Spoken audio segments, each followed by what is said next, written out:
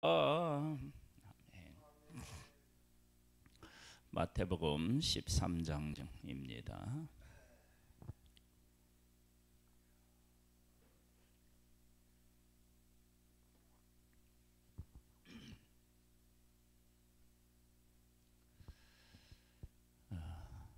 십삼 장은 비유장이라고 할 수 있습니다. 예수님께서 비유를 통해서 말씀하시는 것은 감추어졌던 것들을 드러내기 위함이다. 그렇게 말씀하셨습니다. 오늘 비유 말씀 중에 곡식과 가라지의 비유가 또 나오거든요. 또 뿌려진 씨가 옥토밭에 떨어지면 100배, 60배, 30배의 결실을 한다. 그런 의미들을 우리에게 보여주셨는데, 잘 설명해 주셨는데, 우리 한번 예수님의 비유를 한번 우리 말씀을 통해서 만나는 시간 되었으면 좋겠습니다. 그날 예수께서 집에서 나가사 바닷가에 앉으심에 큰 무리가 그에게로 모여들거늘 예수께서 배에 올라가 앉으시고 온 무리는 해변에 서 있더니 예수께서 비유로 여러 가지를 그들에게 말씀하여 이르시되 씨를 뿌리는 자가 뿌리러 나가서 뿌릴새 더러는 길가에 떨어짐에 새들이 와서 먹어버렸고 더러는 흙이 얇은 돌밭에 떨어짐에 흙이 깊지 아니하므로 곧 싹이 나오나 해가 돋은 후에 타서 뿌리가 없으므로 말랐고 더러는 가시떨기 위에 떨어짐에 가시가 자라서 기운을 막았고 더러는 좋은 땅에 떨어짐에 어떤 것은 100배 어떤 것은 60배 어떤 것은 30배의 결실을 하였느니라. 귀 있는 자는 들으라 하시니라. 제자들이 예수께 나와 이르되 어찌하여 그들에게 비유로 말씀하시나이까. 대답하여 이르시되 천국의 비밀을 아는 것이 너희에게는 허락되었으나 그들에게는 아니 되었나니 무릇 있는 자는 받아 넉넉하게 되되 없는 자는 그 있는 것도 빼앗기리라. 그러므로 내가 그들에게 비유로 말하는 것은 그들이 보아도 보지 못하며 들어도 듣지 못하며 깨닫지 못함이니라. 이사야의 예언에 그들에게 이루어졌으니 일러스되 너희가 듣기는 들어도 깨닫지 못할 것이요 보기는 보아도 알지 못하리라. 이 백성의 마음이 완악하여져서 그 귀는 듣기에 둔하고 눈은 감았으니 이는 눈으로 보고 귀로 듣고 마음으로 깨달아 돌이켜 내게 고침을 받을까 두려워함이라. 분명히 들었는데 깨우치지 못한다. 그리고 완악하여져서 귀는 듣기에 둔하고 눈은 감았으니 이는 눈으로 보고 귀로 듣고 마음으로 깨달아 돌이켜 고침을 받을까 두려워했다. 우리는 그냥 상식적으로 고침을 받으면 좋을 거라고 생각하는데 그렇지 않다라는 거예요. 그러나 너희 눈은 봄으로 너희 귀는 들음으로 복이 있도다. 내가 진실로 너희에게 이르노니 많은 선지자의 와 의인이 너희가 보는 것을 보고자 하여도 보지 못하였고 너희가 듣는 것들을 듣고자 하여도 듣지 못하였느니라. 그런즉 씨 뿌리는 비유를 들으라. 아무나 천국 말씀을 듣고 깨닫지 못할 때는 악한 자가 와서 그 마음에 뿌려진 것을 빼앗나니 이는 곧 길가에 뿌려진 자요. 두려워하는 사람들 중에 이런 사람이 있을 거예요. 사탄이 그 마음에 가득한 사람. 그래서 말씀이라고 하는 것 자체를 거부하는 거죠. 말씀이 싫은 거예요. 예수님이 이 땅에 오셨을 때 예수님을 거부한 사람들이 있었죠. 또 돌밭에 뿌려졌다는 것은 말씀을 듣고 즉시 기쁨으로 받되 그 속에 뿌리가 없어 잠시 견디다가 말씀으로 말미암아 환난이나 박해가 일어난 때 곧 넘어지는 자요. 환난과 핍박이 싫어서, 그래서 들어도 그 말씀 안에 거하지 못하는 자가 있는 거죠. 가시떨기에 뿌려졌다는 것은 말씀을 들으나 세상의 염려와 재물의 유혹에 말씀이 막혀 결실하지 못하는 자요. 좋은 땅에 뿌려졌다는 것은 말씀을 듣고 깨닫는 자니 결실하여 어떤 것은 100배, 어떤 것은 60배, 어떤 것은 30배가 되느니라 하시더라.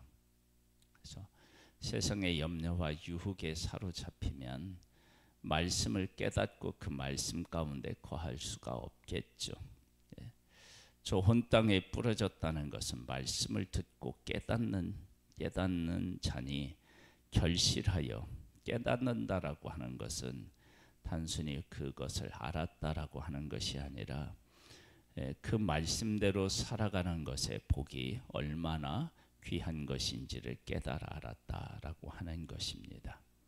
그래서 환난과 박해에도 말씀대로 살아가는 것이고, 염려와 그리고 유혹이 있어도 말씀대로 살아가는 것입니다. 예수께서 그들 앞에 또 비유를 들어 이르시되, 천국은 좋은 씨를 제 밭에 뿌린 사람과 같으니 사람이 잘 때 그 원수가 와서 곡식 가운데 가라지를 덧뿌리고 갔더니 싹이 나고 결실할 때에 가라지도 보이거늘 집 주인의 종들이 와서 말하되, 주여 밭에 좋은 씨를 뿌리지 아니하였나이까? 그런데 가라지가 어디서 생겼나이까? 주인이 이르되, 원수가 이렇게 하였구나. 종들이 말하되, 그러면 우리가 가서 이것을 뽑기를 원하시나이까? 주인이 이르되, 가만두라. 가라지를 뽑다가 곡식까지 뽑을까 염려하노라. 둘 다 추수 때까지 함께 자라게 두라. 추수 때에 내가 추수꾼들에게 말하기를, 가라지는 먼저 거두어 불사르게 단으로 묶고 곡식은 모아 내 곡간에 넣으라 하리라. 곡식과 가라지에 대한 비유가 나오는데요. 곡식과 가라지가 한 밭에서 같이 자랍니다. 같이 자란다라고 하는 얘기는 곡식을 위해서 하는 일이 가라지에게도 하는 일과 같아진다라고 하는 것입니다. 그러니까 세상이 이게 곡식을 위한 세상인지 가라지를 위한 세상인지 모르는 상태인 것처럼 보일 때가 있다는 거예요. 그러나 존재가 다른 거예요. 곡식은 곡식이고 가라지는 가라지예요. 그래서 추수 때가 되면 곡식은 따로 모으고 가라지는 따로 모읍니다. 다르기 때문입니다. 그러나 밭에서 자라는 것은 같은 것입니다. 우리가 말씀대로 살고 승리하려면은요, 제 밭, 그러니까 주인의 밭에다가 또 주인이 곡식을 뿌렸는데 악한 자가 와서 가라지를 덧뿌렸다. 그러면 같은 밭에서 자라고요. 어쩌면 같은 돌봄을 받는 것처럼 보일 수도 있어요.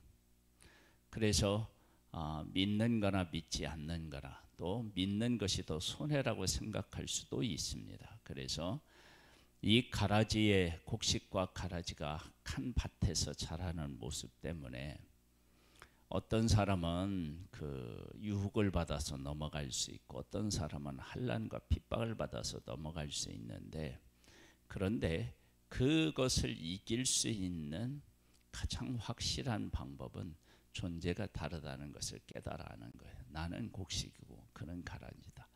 저렇게 아무리 그 같은 밭에서 자랐다 할지라도 그는 가라지고 그는 얼마 후에 심판을 받아 이제 멸망받을 것이고 우리는 곡식이 되어서 영원한 천국에 갈 것이다라고 하는 존재에 대한 확신이 우리에게 있어야 됩니다. 만일 곡식 가운데 가라지를 다 뽑으면 왜 곡식을 뽑을까 염려하느냐? 그러면 우리는 예수 믿는 사람들이 예수 안 믿는 사람보다 훨씬 더 잘 돼야 된다고 생각하잖아요. 그런데 잘 되게 하시기도 하지만 만일 예수 믿는 사람이 다 그렇게 잘 되면 세상은 예수 믿는 이유가 어디에 있느냐? 생명의 주를 찾기보다는 세상적으로 잘 되는 것을 위해서 찾을 수 있습니다. 그래서 예수 믿는 사람들이 생각지도 못한 고난을 겪기도 하고요. 또 여러 가지 문제를 안고 살아갈 수도 있습니다. 바울도 육신의 가시를 가지고 살아갔던 모습을 보게 됩니다. 그것은 그렇게 고통스러운데도 여전히 복음을 위해 살아간다는 것은 복음의 가치가 얼마나 소중한지를 보여주는 것이기도 하기 때문에 그렇습니다. 그래서 곡식과 가라지가 한 밭에서 자라난다라고 하는 것은 세상적으로 보면 이게 혼란스러울 수 있고요. 영적으로 보면요. 존재에 대해서 분명하게 다르다는 것을 우리가 알 수 있습니다. 그래서 그런 측면에서 우리 안에 일어나는 일들을 정확하게 보고 해석해내야 됩니다. 즉 내가 누구에게 속한 사람인지를 분명히 깨달아 아는 것이 중요합니다. 31절입니다. 또 비유를 들어 이르시되 천국은 마치 사람이 자기 밭에 갖다 심은 겨자씨 하나를 같으니 이는 모든 씨보다 작은 것이로되 자란 후에는 풀보다 커서 나무가 되매 공중의 새들이 와서 그 가지에 깃들이느니라. 자라서 나무가 되고요. 그리고 공중의 새들이 깃들인다. 와서 깃들인다. 그 얘기는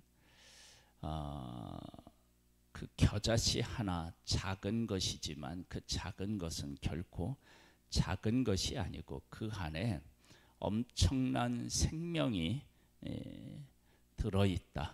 그 생명이 바르게 자라서 원래의 그 겨자씨로 존재하면 놀라운 역사를 이루게 된다. 즉 곡식의 의미를 바르게 깨달아 알고, 즉 내가 하나님에게 속한 사람이라고 하는 것을 분명히 깨달아 알고 그 가운데 살아가면 놀라운 생명의 역사가 그들 안에 있음을 분명히 밝히고 있습니다. 또 비유로 말씀하시되 천국은 마치 여자가 가로서 말 속에 갖다 넣어 전부 부풀게 한 누룩과 같으니라. 모든 것들을 다 부풀게 하는 것입니다. 거기서 예외가 없습니다. 한번 또 보겠습니다.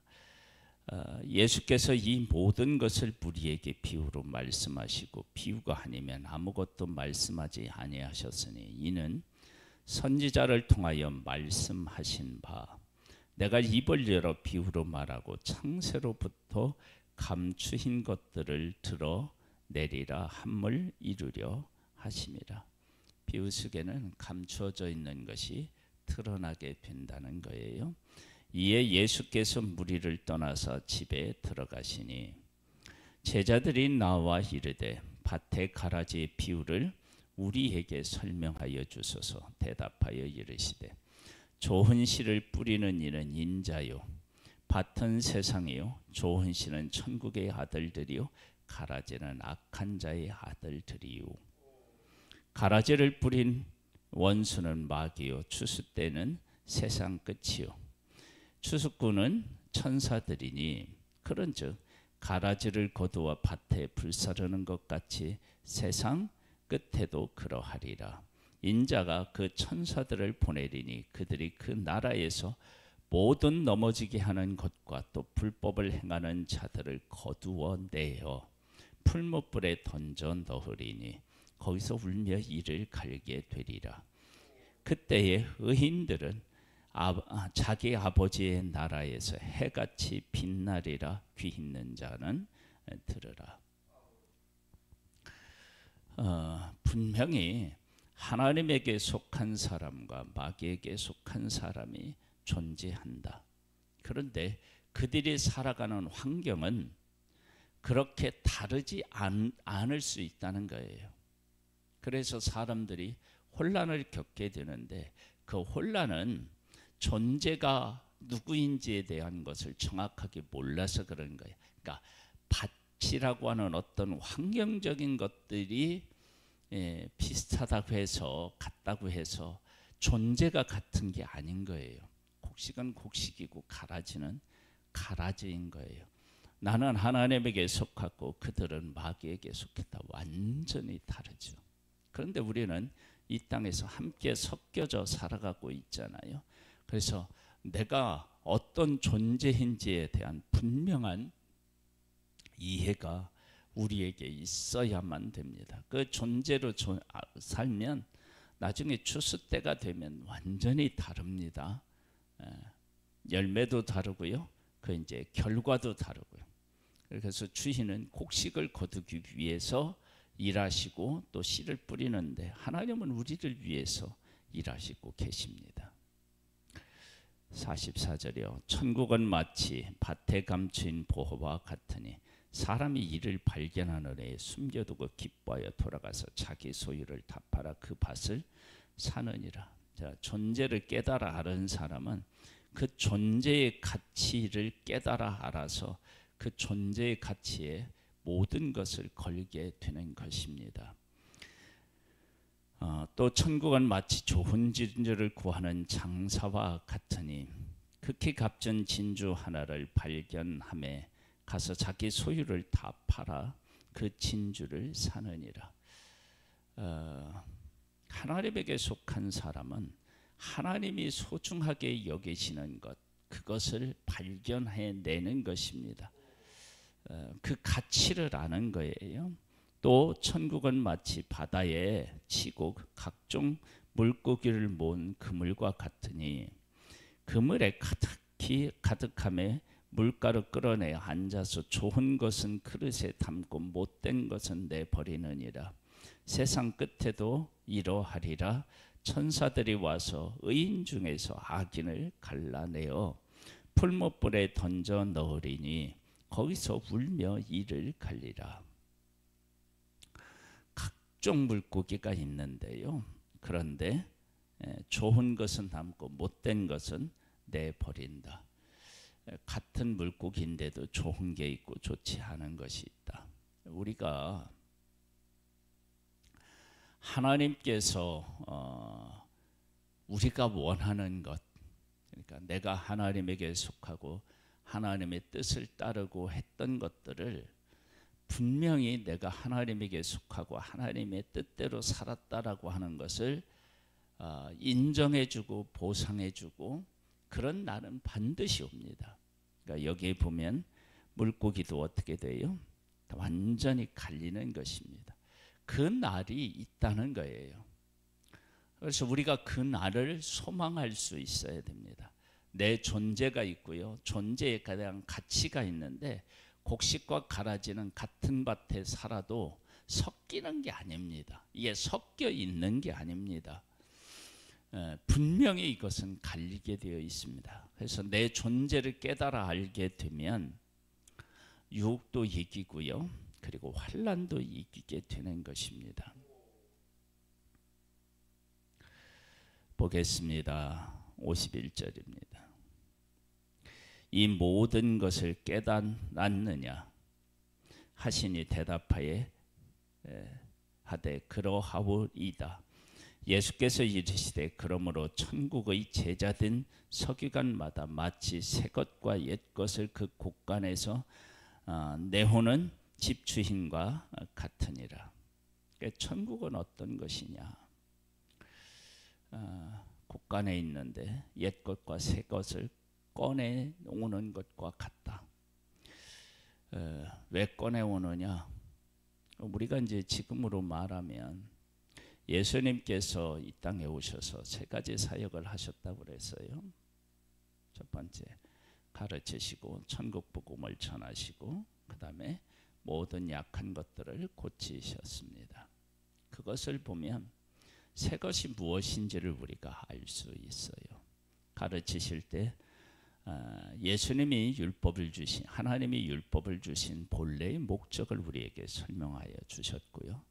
천국 복음이 무엇인지를 우리에게 알려주셨고, 또 이 세상에는 모든 약한 것, 병든 것 이런 것들이 있지만 하나님께서 그것을 그렇게 방치하시는 분이 아니라 치료하셔서 온전케 하시기를 원하신다는 것을 우리에게 분명히 보여주셨습니다.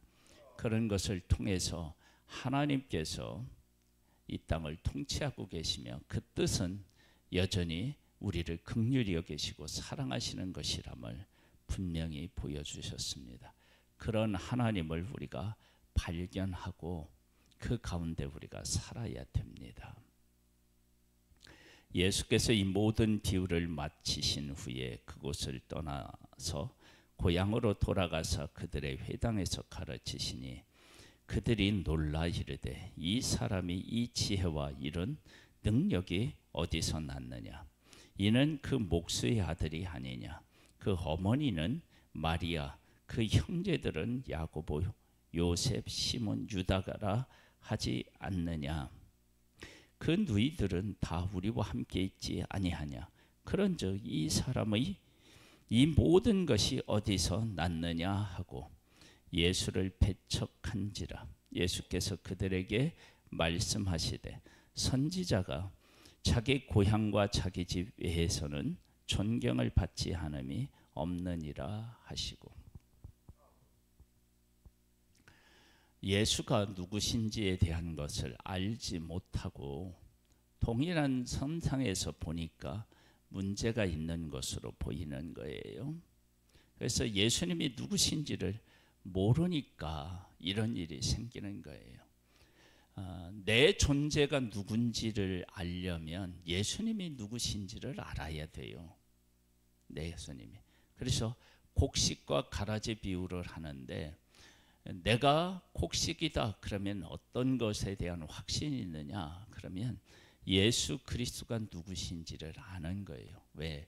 예수 그리스도가 이 땅에 오신 것은 우리가 하나님의 형상대로 지음을 받은 존재고, 하나님은 우리를 구원하시기를 그렇게 원하신다라고 하는 것을 깨달아 알게 되고, 그것은 곧 우리가 곡식이라고 하는 사실을 인식하기 때문에 그렇습니다. 그런데 지금 이들은 그것을 알지 못하고 있습니다. 그들이 믿지 않음으로 말미암아 거기서 많은 권능을 행하지 아니하시니라. 그러니까 권능을 행하실 때 사람을 긍휼히 여기셔서 치료하시는 것도 목적이셨지만 뭐예요? 믿지 않음으로 권능을 행치 아니하였다 하는 것을 보면 그 일을 통해서 예수님이 어떤 분인지를 깨달아 알고 믿기를 원하셨음을 알 수 있습니다. 그렇게 믿고 깨달아 알면 그는 어떤 존재라고요? 곡식입니다. 곡식은 가라지와 같이 자라도 섞이지 않습니다. 곡식이 가라지가 되는 게 아니고요, 가라지가 곡식이 되는 게 아니에요. 그러나 혜택은 같이 받을 수 있어요. 그러나 완전히 또 결과는 달라요. 그래서 우리가 이 땅에 살아가면서 혼란스러울 수 있는데, 환경적인 것에서 혼란을 겪을 수는 있지만 그러나 존재적인 측면으로 보면 전혀 혼란스럽지 않습니다. 곡식은 곡식으로 자라고요, 가라지는 가라지로 자라는데 보면 압니다. 이게 곡식인지 가라지인지. 처음은 좀 모를지 모르겠지만 조금만 자라보면 압니다. 열매가 맺히면서 보면 더 확실해집니다. 곡식은 곡식을 맺고요, 가라지는 가라지를 맺습니다.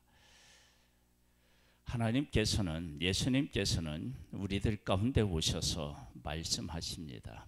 너희들의 존재를 분명히 깨달아 알아라. 존재를 깨달아 알으면 환난과 핍박도 이기고 염려와 유혹도 이기며 그 말씀 가운데 거하여서 100배, 60배, 30배의 결실을 하게 될 것이다. 무엇을요? 곡식을. 우리의 존재가 어디에 속해 있는지를 오늘 다시 한번 확인하고 세상의 환경적인 것들에 의하여서 흔들렸던 마음을 다잡고 우리가 살아가면 머지않아서 우리의 존재가 어떤 것인지를 밝히 알게 되고 보여주는 복된 날에 오게 될 줄로 믿습니다. 하나님 아버지, 내가 하나님의 부름을 받아 하나님의 자녀가 된 그런 존재임을 분명하게 깨달아 알고 그 가운데서 살아가게 되면 환난과 핍박이 아무것도 아니고, 그리고 세상에 유혹받고 염려되는 것들도 아무것도 아님을 알게 됩니다.